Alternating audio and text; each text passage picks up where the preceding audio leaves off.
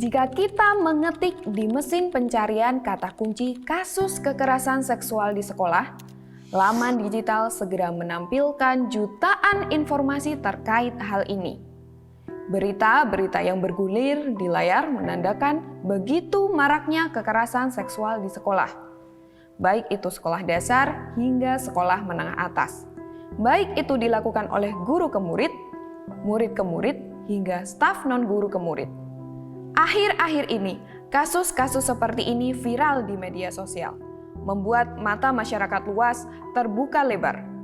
Ada masalah besar di sekolah anak-anak kita. Apakah kasus-kasus seperti ini baru saja terjadi belakangan ini?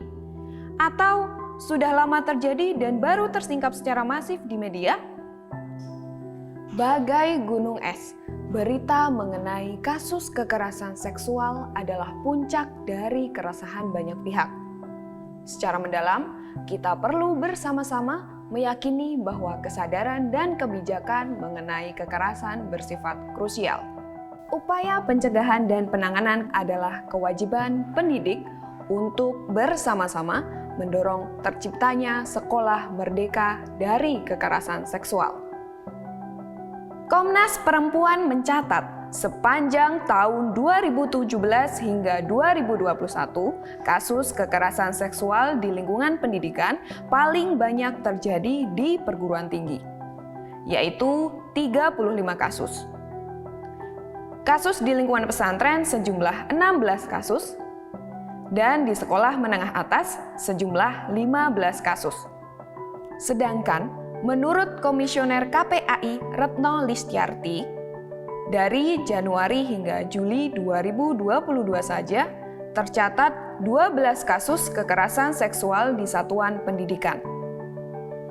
Retno menyebut, korban kekerasan seksual pada 12 kasus tersebut berjumlah 52 anak, di mana 31% terjadi pada anak laki-laki, dan 69% pada anak perempuan dalam rentang usia korban antara 5-17 tahun.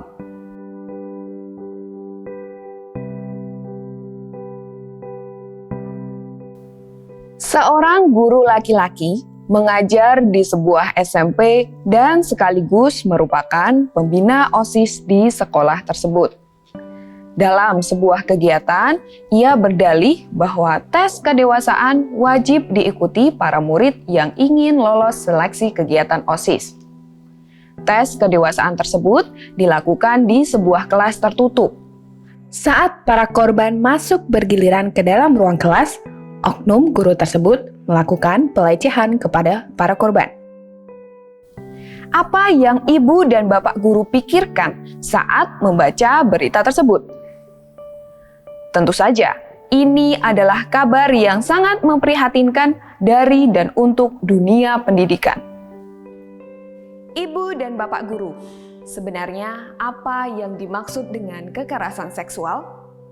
Kekerasan seksual adalah setiap perbuatan merendahkan, menghina, melecehkan, dan atau menyerang tubuh dan atau fungsi reproduksi seseorang karena ketimpangan relasi kuasa dan atau gender, yang berakibat atau dapat berakibat penderitaan psikis dan atau fisik termasuk yang mengganggu kesehatan reproduksi seseorang dan menghilangkan kesempatan melaksanakan pendidikan dengan aman dan optimal.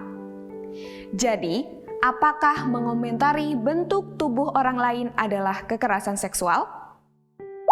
Apakah menyentuh tubuh orang lain tanpa izin adalah kekerasan seksual? Semua bentuk paksaan adalah tindakan kekerasan. Lalu, apakah yang dimaksud dengan relasi kuasa dalam satuan pendidikan? Mengapa relasi kuasa menjadi akar terjadinya kekerasan seksual?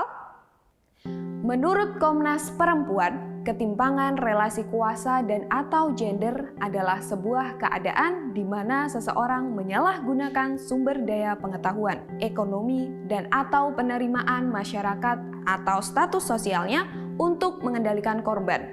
Dalam contoh sebelumnya, bisa kita amati bagaimana seorang guru dan sekaligus pembina OSIS menyalahgunakan wewenangnya untuk memperdayai murid agar mau melakukan uji tes kedewasaan di ruang tertutup, lalu melakukan tindakan kekerasan seksual.